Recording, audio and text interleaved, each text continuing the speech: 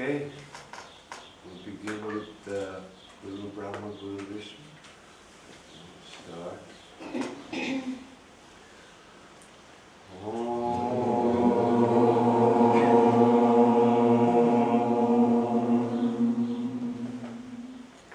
Guru Brahma, Guru Vishnu, Guru Devo Maheshwaraha, Guru Sakshat Parabrahma, Tasmai Shri Gurave Namaha. Om Shanti, Shanti, Shanti.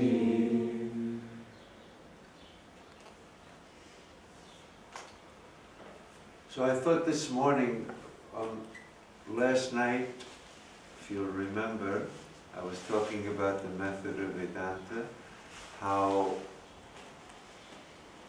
whatever is said in the beginning, the end is negated. Sounds very simple. But when you apply it to the specific teachings, the whole attitude towards what is being taught and where it's leading becomes different. A new vision of Vedanta can unfold. And I was thinking that yesterday we had a beautiful rendition of the Nirvana Shatka,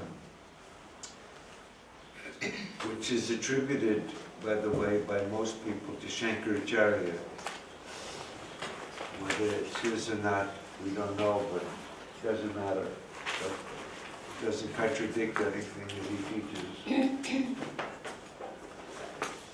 And I learned that hymn with a different tune. I'm sure it's sung in many different ways. And I thought, because that verse that you sang is a perfect example of the neti neti. So I'm going to sing it, and I'm going to translate it, and then you'll kind of see that it's really the same thing that I've been talking about. Mano buddhyaham kara chitani naham nache shrotra jive nache grana netre nache vyoma bhumi na tejo na vayu chitananda rupa Shivoham, Shivoham, Chitananda Rupa, Shivoham, Shivoham. Mano, mind, buddhi, intellect, ahamkara, the I sense, chitta, the memory, naham, I am none of those. So first, he knocks off all of the qualities of the mind right up to the ego. Nache shrotra jive, nache grana netre. I am not the ear or the tongue or the nose or the eyes. Nache vyoma bhumi. I am neither the vyoma, space, nor bhumi, the earth. Nache vyoma bhumi, na tejo na vayu. I am not the fire, nor the air. Chitananda rupa. Chit, consciousness bereft of all objects. Ananda, bliss not caused by anything. Rupa, that's my form. Chitananda Rupa. Shivoham, Shivo Aham. Shivoham, I am Shiva. Shivoham, I am Shiva. Chitananda Rupa, Shivoham, Shivoham.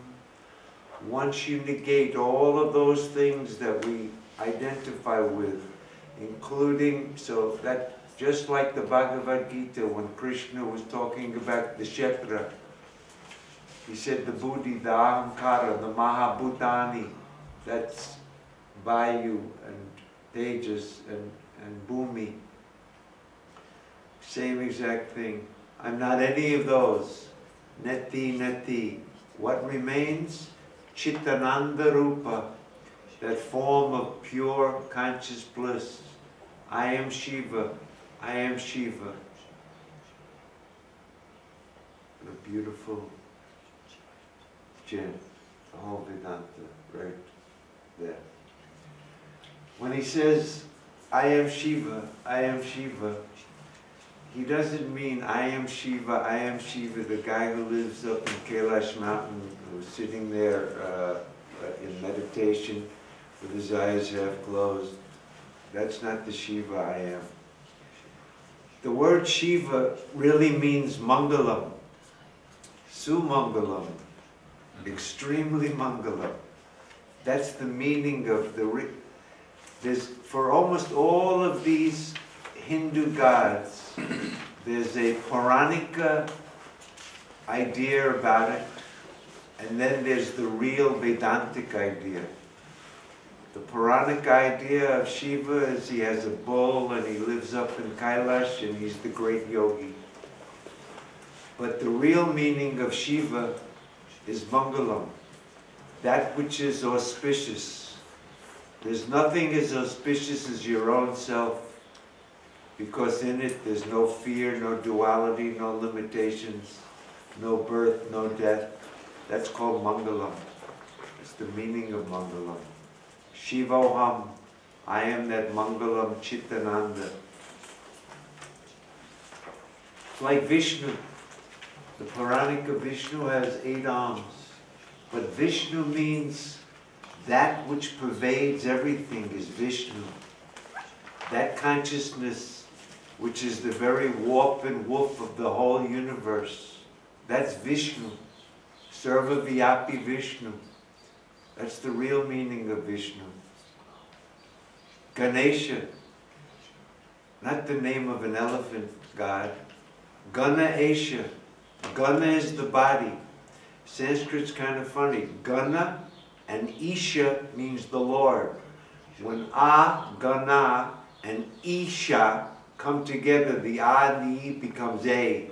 Ganesha. Ganesha means Gana-isha. That Lord who resides in this body, that's Ganesha.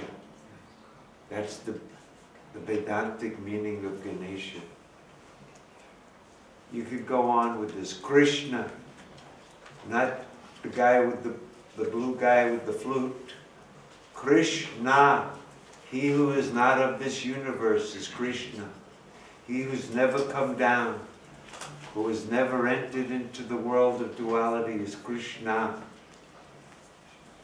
The Vedantic meaning. You can go on with this. I was thinking, because it's a short class this morning, that rather than take the text,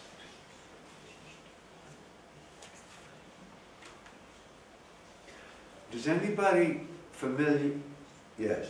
Sorry, just because you recited it, it's Nirvana-Shatka or Shatakam? Shatka, 6 verses. That's 8. Okay, good. Why is there, he doesn't include the touch, and he doesn't include the water? One of the elements. So the just meter. for the meter? It's for the meter. You get the idea though. Yes. No elements and no sense organs. Somehow, they didn't list every one, but I'm neither of those, so if I'm not that, I'm not water either. And if I'm not any of those sense organs, then I'm not the touch sense organ.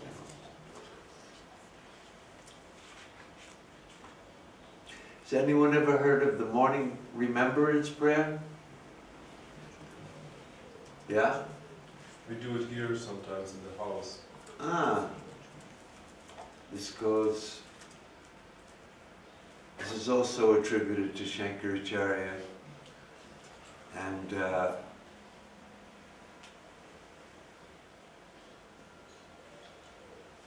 I actually I translated a book on the morning remembrance prayer. And I thought maybe I'd just say a word about that this morning.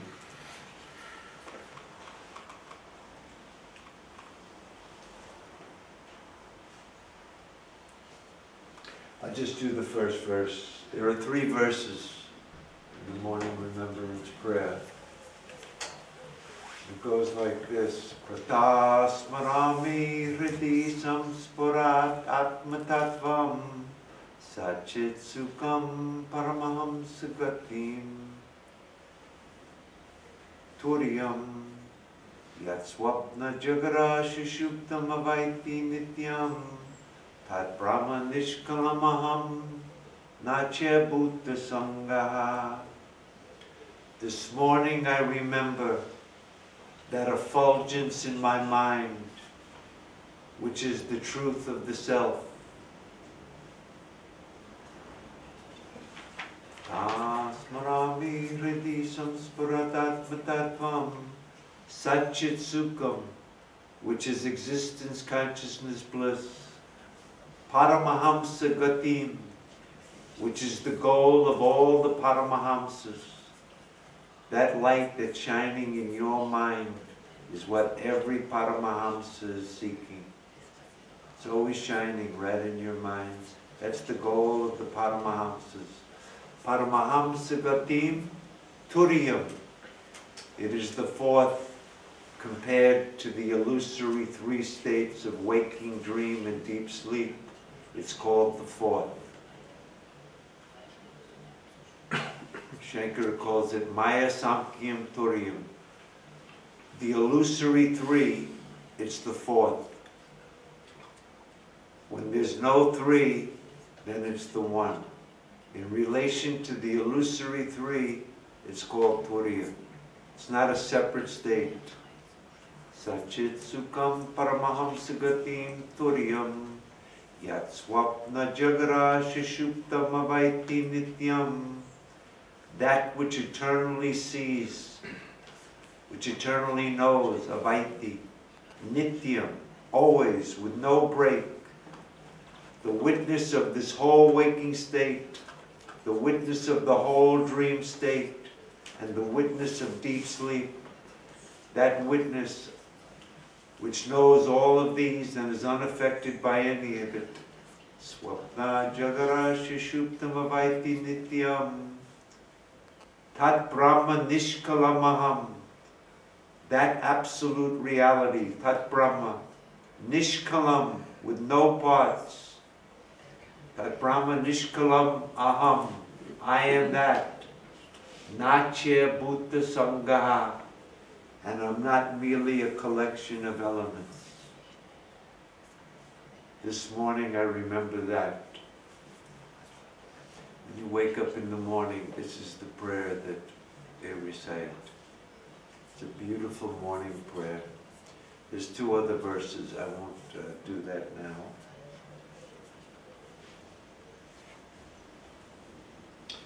I thought today I'd mention a subject that I've been thinking about for the last couple of years, which is, it has to do with the relation of science and Advaita Vedanta. Are there any scientists in the room? I was 16 years at university. Studying science and Business administration. not. I'm talking physicists. PhD. I'm talking PhD in business administration. Doesn't count. Science. So anyway, we all know what science is. Pretty much, if you've graduated at least high school, you have some idea of biology, and you know something about evolution. You may know something about the Big Bang, and 13.7 billion years ago, this universe came into existence, they tell us, and it's been expanding, and here we are, and it'll continue to expand, and there'll be nothing left at the end. And cognitive neuroscience, what science has learned in the last 20 years about our brains and consciousness, our brains and our mental states. Where is the visual cortex? Where is memory stored? Where is the sense of self stored? Where is the sense of other stored? Brain mapping. People who may have been studying these things could have some doubts about Vedanta. So I wanted to discuss the subject about, if you're into Vedanta, if you think that you're a Vedantin, or you would like to believe in the teachings of Vedanta, does that mean that you have to give up the teachings of science? You have a no. Anybody else? No. That there's no conflict between science and Vedanta. Okay. Well, let me ask you this. If I go to a scientist and I tell him, Mr. Scientist, you know, in your last life, you must have done some really good things to be a scientist now. What do you think that scientist will tell me? Prove it. Prove it. What's your proof? Oh, I got the Bhagavad Gita right here. You gonna hold up the Gita? Or how about you say, you know, if I don't attain liberation in this life, I'm gonna have to be born again in a future life to continue my spiritual journey. What do you think the scientist is going to tell you? Prove it. What's the proof? My guru told me. It says it in the Upanishads. How about this? If we're Vedantins, do we have to believe in Devaloka, Pitraloka, Brahmaloka, all the different lokas that they talk about? If you do, what will the scientists tell you? No, I don't think so. But this is what we study and hear when we study Vedanta. We may even teach it if we've been teaching Vedanta about previous lives and future lives, other lokas, and things like this. So the question is, can there be a Vedanta where you don't have to accept the idea of any previous births or any future births or any lokas or any mystical mumbo-jumbo? You can be totally scientific and not have to give up your Vedantic understanding. And I think the way to look at it is like this. In a dream, if you're thirsty, you have to find what? Dream water. In the dream, you find the dream water and you drink it. It quenches your thirst. It's real. The laws of the dream obtain in the dream, and they're absolutely real. Until when? Until the moment you wake up. Shankaracharya says, until we realize the non-dual self, all pramana prameya vyavahara, all empirical activity of means of knowledge, like the senses, objects of knowledge, like the harmonium, they're all real.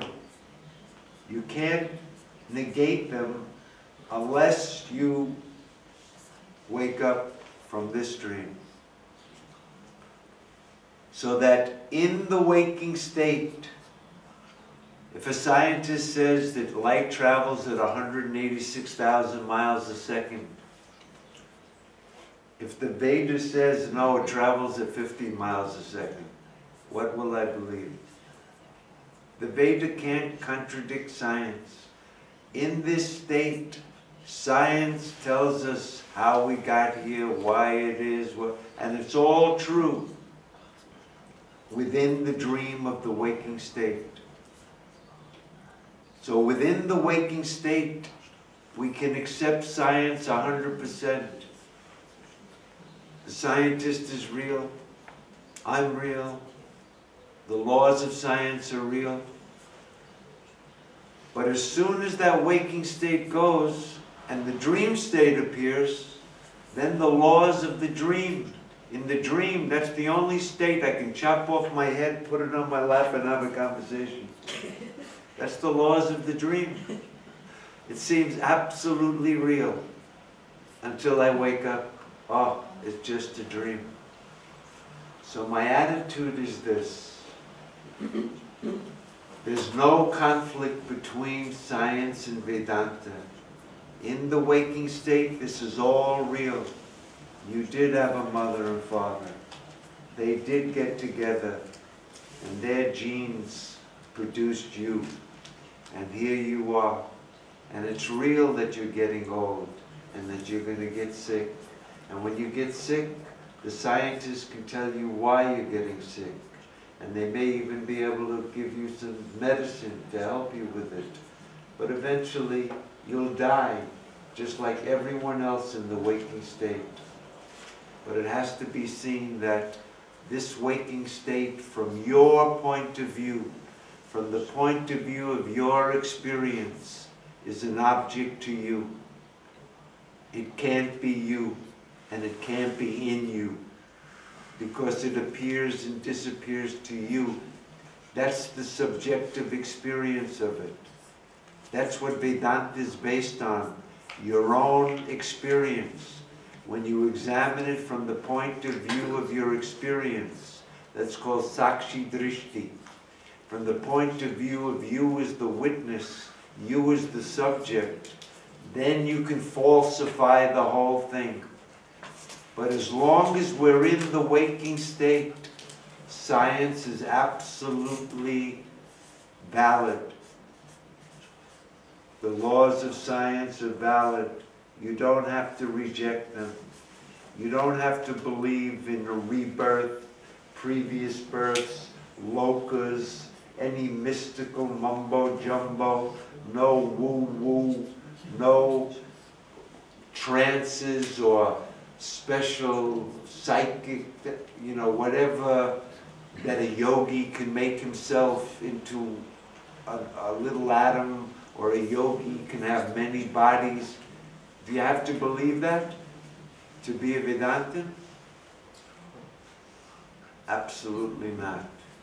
There's no conflict between science and Vedanta. Until you realize Chitananda Rupa Shivoham Shivoham, you do have a body, mind, and senses. And it's all real. Think about it in a dream. There's two people in a dream. One guy says, my last life, I was really a bad guy, and now I'm having a tough time in this life. The other guy goes, you're an idiot. I don't believe in rebirth. I was born from my parents, I'm here, and I'm going to die.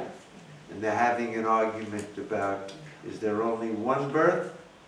The guy says, I was born, and I'm going to die. The other guy says, I've been born many times, and I'm going to be born many more times. And then they wake up.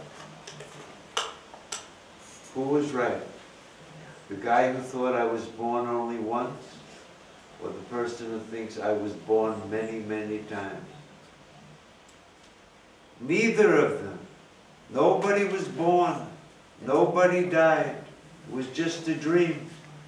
But in the dream, I'm going to go with the guy who says, I was just born once and I'm going to die. I have no proof of that. That's a religious superstition. This is something you picked up along the way. I don't need to believe that. There's no proof for it. I want proof. No proof, I don't accept it. But the idea that the whole dream, whatever happens in that dream, whatever laws of the dream were obtaining in the dream that I took to be absolutely real at the time, as soon as I wake up, the whole thing is falsified. Nobody was born once, and nobody had many births. Here too, there could be people who say, I believe that there were many births. It's just a cultural thing that in the ancient times, this was a way of explaining things that kind of made sense to explain the disparity amongst people now. But now we have better explanations. And you don't have to accept any of that. The beauty of that perspective is that it frees you up from being committed to any beliefs that you could have doubts about. Anybody who says there's rebirth, you ask them how they know that. And the only way they can say is that my guru told me, or there's some scripture that mentions it. There's no proof for it. But what's the proof that the waking and dream appears and disappears to me? That's everybody's common universal experience. It's on the basis of that that Vedanta is able to negate the waking and the dream and to say there's only one reality. You, Chittananda Rupa Shivoham Shivoham.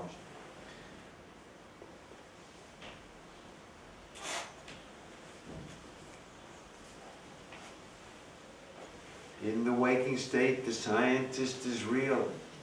The laws of science are real. Ghosts and goblins are unreal.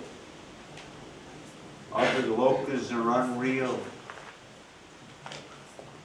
This is the reality. But as soon as the waking goes, a dream appears, there's a new reality. From the point of view of your own experience, they falsify each other. But as long as you're in the waking, this is real. I'm really here. I really feel like I was born. I'm getting old, I'm getting sick, and I'm going to die. And from the waking point of view, you will get old, you will get sick, and you will die. Shankara came in the 8th century, he got old, well he didn't get too old, but he died. Like everybody else, like every guru, like Swami Shivananda, like nobody makes it out of here alive. This body was born, this body is going to die. And if you're this body, you will die. Finished, over, destruction. We don't want it. So we make up stories about how we'll continue after our death, or that how we were here before our death. It's just a hope. It's just a dogma of religion. We have no proof for it. So I think that from the waking point of view, we go 100% with science. You'll feel much better about it.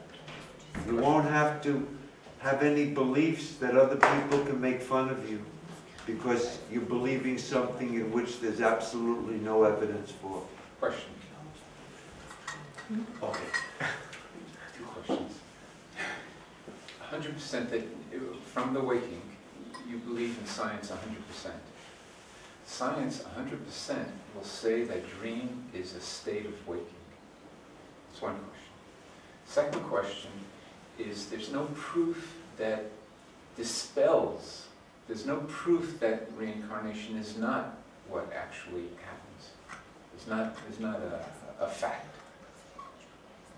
It's true. There's no proof that it is, but there's also no proof that it isn't. So both are belief.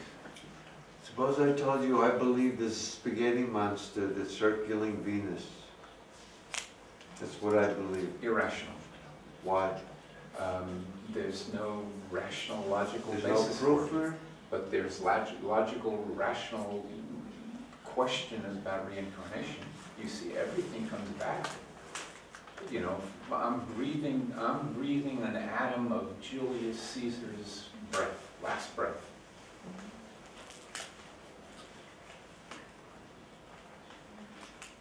What do you think? Let's see. Madam, Yes, so the question would go with Chandra's. you go with it, Chandra. No, the question Ah, is, well, if none of this is real, then why do I now have to believe that science is real? Why can't I believe that whatever I want to think is real? Because none of it is real.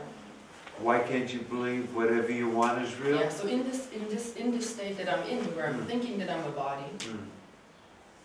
which isn't real, then why do I still now have to believe that something is real just so that someone else can't laugh at me for thinking it? That would be useless, because it's not real to begin with. Okay. Anybody else like to hear their opinion? Yeah? Well, I have a personal or subjective proof. My mother died, and before she died, she already passed away, and she told me afterwards that she was on the other side. So for me, subjective is proof that there is another side, and she met her dad and her sister there. So she told me, and I trust her. Okay. Everybody happy with that? That's, What do you think? Anything. I mean, science has married spirituality already, so I'm fine with quantum physics and quantum philosophy and everything. And I know this is not real. I mean, I know it here, I don't know it any somewhere else, but still, I believe it. So, did you just say you do accept science here? Here, but in the other realm, Uh, in the spiritual realm, it's Yes. totally different. It's not Yes. like here. yes, I mean, yes. Okay. but science goes, some scientists go with that already, which I like, I enjoy. Okay. Sir. I worked for 16 years in this science community, business administration science, Okay. not a real science. And I learned you have to question everything, also Yes, science. yes. Not everything is right Yes. if there is the button science on it. Ah, So you have to be always critical, absolutely. and that's one side. And the other side, I teach teachers training groups, and I have to present there also the concept of reincarnation and rebirth, karma, law of karma, and I used to present it as a concept, but I tell them you don't have to believe it, You can take it if it's okay for you. But there are some indications, like he said. There are many books, many videos. If you go on to YouTube and look, there are many videos of people who said, I had an operation or something like that, and then suddenly I was away, and then I came back, and because of the advanced medicine, you can bring them back and forth. So. And they can take it, but I can understand you. Nobody wants to be laughed at here. So, but you can present it in a way to other people. You can accept it. I wouldn't fight for this concept. That's an In general, interesting so perspective. I'm on your side, but also critical. Don't believe in everything. Science has its limits too. Absolutely. Not everything is right. That's the beauty of science. Let's take a vote. Before we take a vote, let me just clarify what Vedamurti just said. He is someone who's teaching Vedanta for a long time. He says this theory of reincarnation, you can take it or leave it, obviously is not fundamental to the core teachings of Vedanta. So is everybody, or do you think that you must accept it to be a Vedanta? You know, there's a concept in Vedanta, and I'm not going to get it right, but it's you can't cut the witch in half. You know that? Yeah. Either you have the whole witch, or you can't take the wicked out of the witch. Same thing here. If you accept Vedanta, there's a thought that you have to accept, or if you accept the Veda, if you accept Vedanta, you have to accept the whole Veda. And Vedamurti is not sympathetic to that idea. I'm not particularly sympathetic either, but you know, that's the orthodox view. Yeah. So, orthodox view means people who were talking in the 8th century that absolutely knew nothing about science. They had no idea about astrophysics. They had no idea. 1859, until Darwin wrote The Origin of the Species, nobody knew how we got here. Not a clue. So you had to make up a story. Now we know. Are you going to deny the theory of that every single piece of evidence supports evolution? You want to go against that? Yes. Yes. Yes. Okay. For those who want to go against it, you're free. I'm not saying that anybody should. It's just something that I'm saying is that you don't have to believe in any of that. You can be totally scientific, believe that there's only one birth and one death from the waking point of view. But from the point of view of my own experience, the waking is as unreal as a dream, and I'm the unchanging reality to which they both appear. From that point of view, they're both unreal. But in the waking water is real. This body is real. And if science tells me it comes about through random genetic mutations, and my father finding my mother attractive enough to go to bed with her, and that's how I got here, that's fine with me. It doesn't contradict Vedanta at all. From the empirical point of view, all of this is absolutely real, and science can be real too. From the point of view of absolute truth, these are the two viewpoints. The empirical point of view, where there are gurus and teachers and scriptures, they're all real. But the ideas about previous births and future births and different lokas and going and coming, it's because they had no other explanations for it, so they told that story. That can't be ultimately true either. When you wake up, you see there's no rebirth. The whole thing was an imagination. So why not think this birth was an imagination and leave it at that? Then there's no conflict. You can study science, understands how this world works, what the laws of this is. Science is beautiful. There's a beauty to science because it's not dogmatic. Whatever the evidence of the waking state presents, we make theories about it. As soon as some new evidence comes, Einstein replaced Newton. Quantum mechanics replaced Einstein. There may be a time when there'll be some other thing that will, because new evidence could come. But that's all within the waking state. It's all relative. It's all within the realm of ignorance. Because the truth is, there's only one unchanging reality that's not in time, space, the Chitananda Rupa. That's Vedanta. If you can intuit that truth in your own experience, Vedanta is a very subjective science.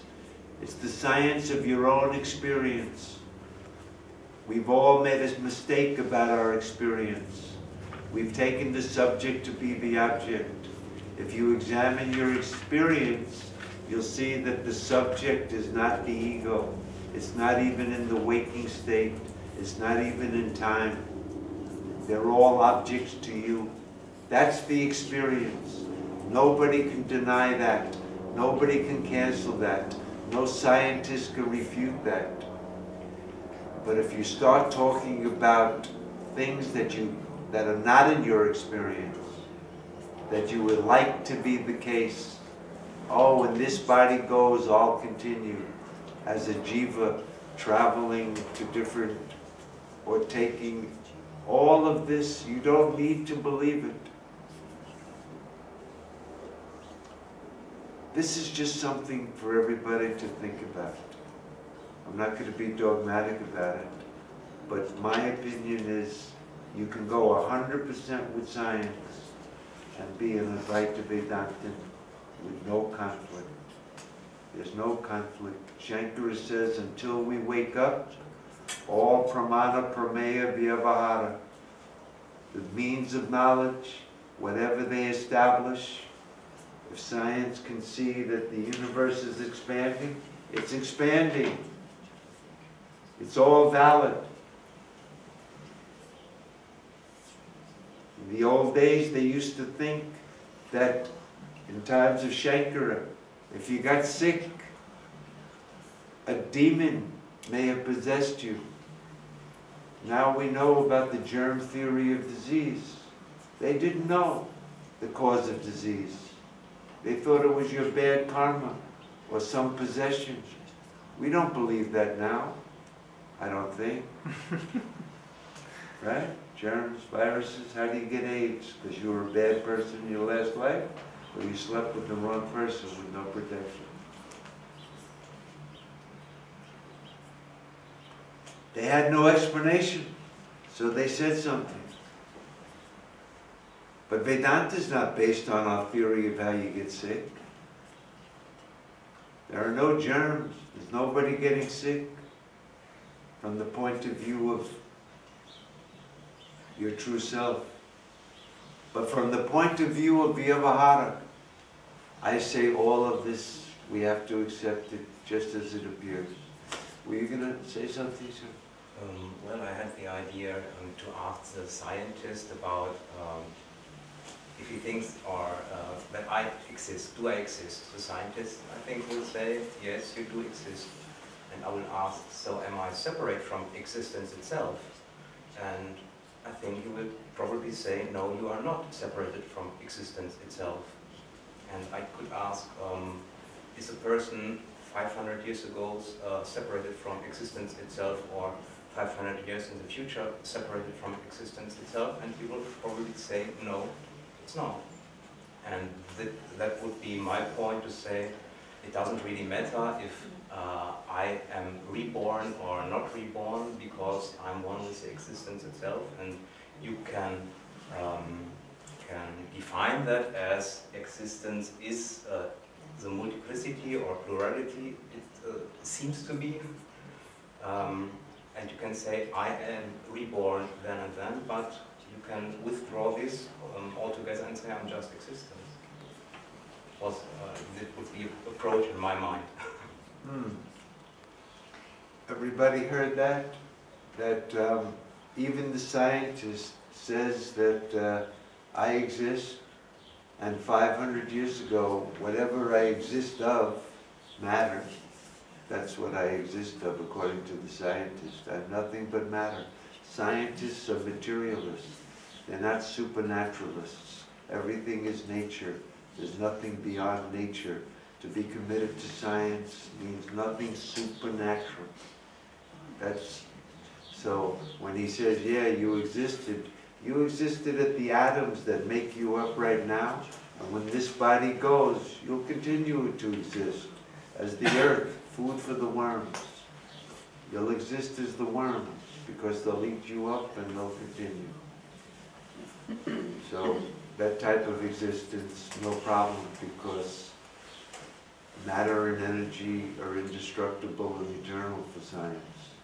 So if you're just matter, then of course you've always existed, you exist now, but only existing in the terms of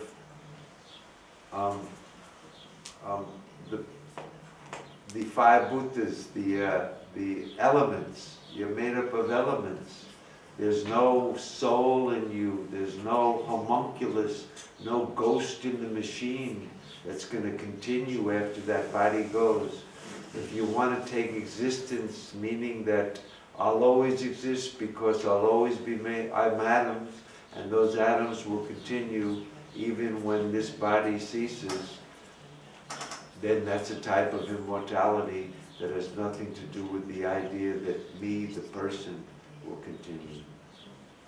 Do you know Science and Non-Duality, SAND conference? Who knows? SAND? Sure. So that's good. Science and non-duality, yeah, they have this conference. Or is it? But you know that science can only explain 5% of the whole universe. They call the rest dark energy and dark matter. So they know there is something, but they can't explain it with the even quantum mechanics and so on. So, do you know about this? Yeah. Okay, so that's one point that even science doesn't explain everything. And from my point of view, it's also scientists should be humble. That's right. That's the beauty of science. Because sometimes I was in this area for a long time, and sometimes people, they think, like in Vedanta also, or in spirituality, they think, I'm the best, and I know everything, and it doesn't work. There may be scientists like that, but people who know the scientific method know that everything is only, up to now, dependent on the best available evidence. But if some new evidence should come, then the evidence is coercive. Bertrand Russell, one of the greatest Western philosophers of all times. People familiar with Bertrand Russell? If you studied Western philosophy, he's one of the gems. He has a principle called the principle of veracity. And it goes like this. We cannot believe what we would like the case to be. We have to believe what the evidence warrants. So for any belief, if the evidence is for it, we have to believe it because the evidence is coercive. If the evidence is against it, we have to disbelieve it. If there's evidence for it, but equal evidence against it, we have to suspend judgment. If there's no evidence, we suspend judgment. That's called the principle of veracity. What's your evidence for previous births?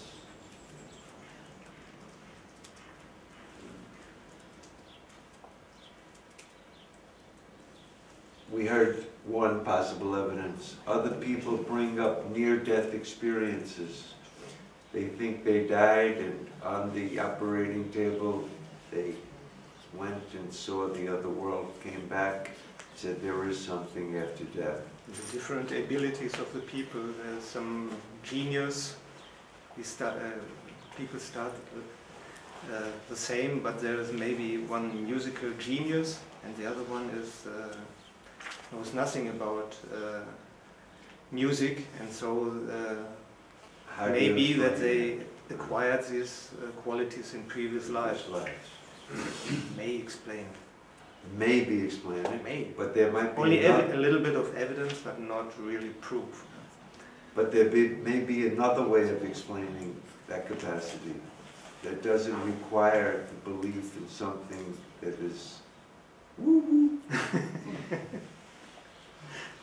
What I want to do is I want to make Vedanta available to modern man, that modern people are scientific, and that science and Vedanta can live very happily together. You can study science and learn how this world works and be very happy with it and still appreciate what Vedanta has to tell us. Those rishis who composed the Upanishads 800 BC, what did they know about science? They sat on a rock and they closed their eyes. Did they know about photosynthesis? Will you ever know about how the brain works by closing your eyes? Practicing pranayama? What will you learn? Nothing.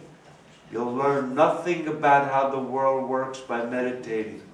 Those rishis didn't do that.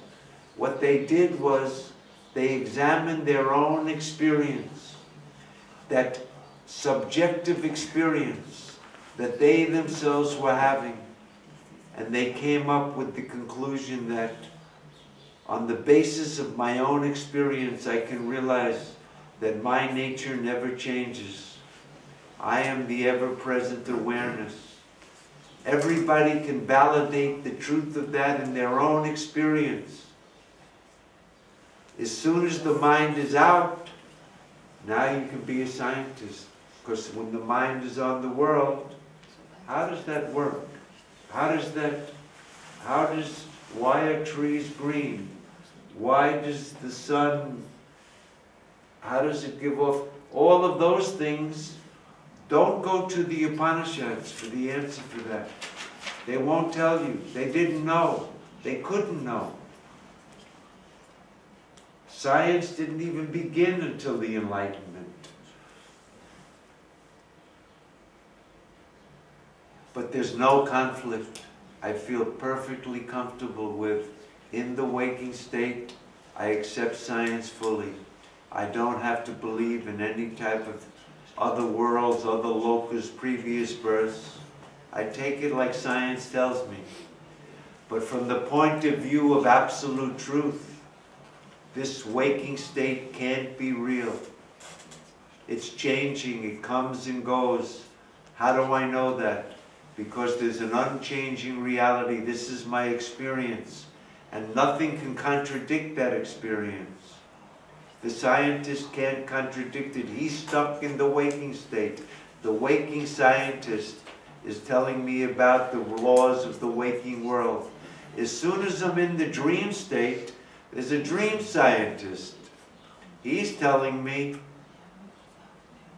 you can fly on a carpet. Flying carpets are real.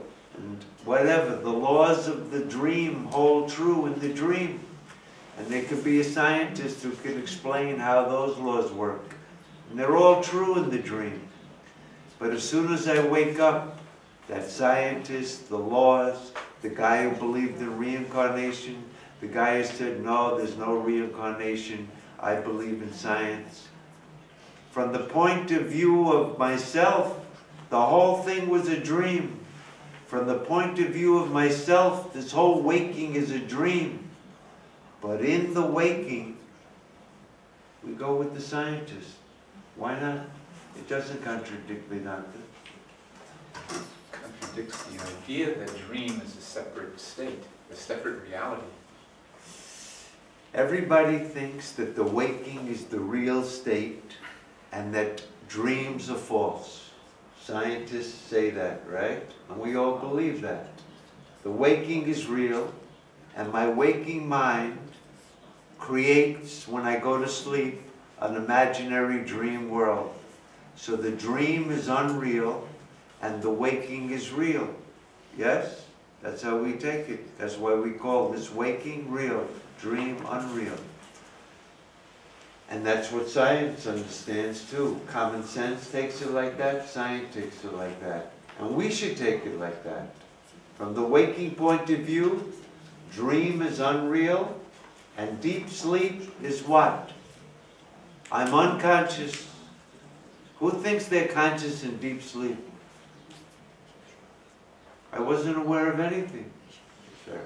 As far as I learned, I'm conscious, but there's nothing to be conscious about. It's the correct answer.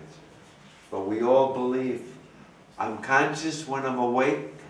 I'm conscious even when I'm dreaming. But in deep sleep, I become unconscious. Why? I'm not aware of anything.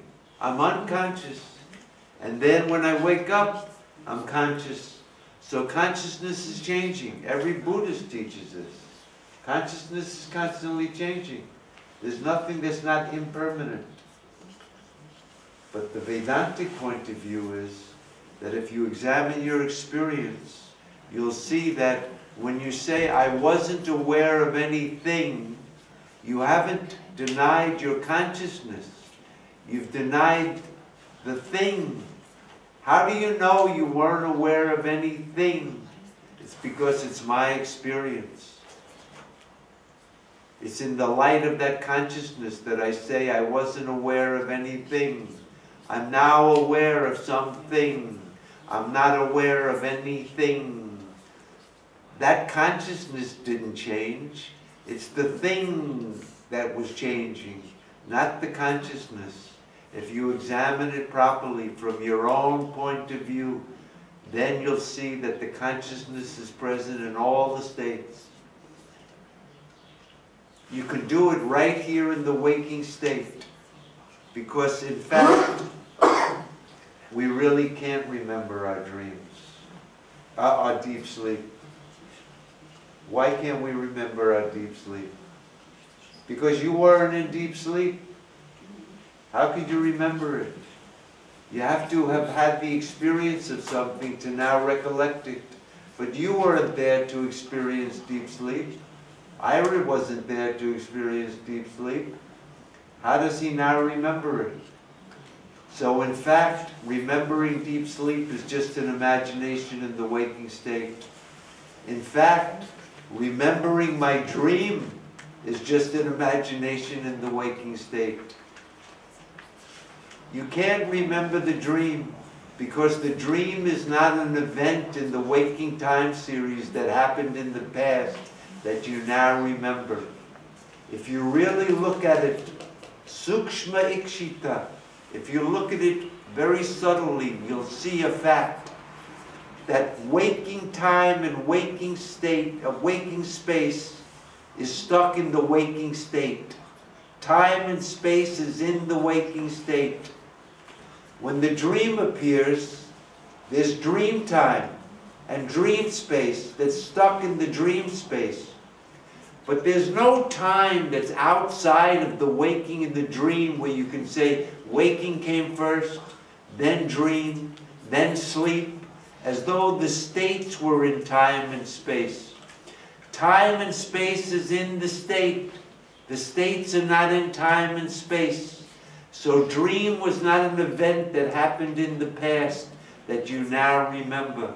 It's like a guy in a dream that says to his friend, hey, last night, boy, I remember I had this crazy dream. You wouldn't believe it. And you describe the dream to him fully. When you wake up, you realize that not only what I thought was waking was a dream, but my so-called memory of the dream that I had last night was also just a dream. So the way to really examine the three states is not by thinking about sleep and dream, but right here in the waking state, we can examine the three states. This is in Gauḍa-pādas kārikās, by the way. Waking is, I'm going to have to finish this just in 5 more minutes. Waking is when you're aware of an object. When you're aware of something outside, you can take that as waking. Suppose my thumb. Okay. Everybody see the thumb? That's waking. Right now, I'm awake, I'm aware of the thumb. Now close your eyes and see the thumb in your mind's eye. The impression that you had of the thumb. Now see it in your mind's eye. Just a mental impression of what you picked up from the external world. Right now, that thumb that you see right there, that's dream. There's no difference. It's the mind. Just like the mind creates the dream, the mind now has the impression of the thumb. So seeing that thumb is the same as dream, right here, right now. And here's the hard part. You're aware of the thumb inside? Take that thumb away. You're not aware of the outside? You're not aware of the inside. Take it away. That's deep sleep, right now. Do you become unconscious? I'm aware when I'm aware of something, and I'm aware when I'm not aware of anything. That's the way to do the analysis. You really can't remember your sleep or your dream. It's just an imagination. But right here, right now, you can see the truth. I only have two experiences. I'm aware of something outside. I'm aware of something inside. I'm either aware of something or I'm not aware of anything. There's no third experience. I'm aware when I'm aware of something, and I'm aware when I'm not aware of anything. I am the unchanging eternal awareness. That is my nature. I can't lose it. It's in the class. We'll do the Paramita.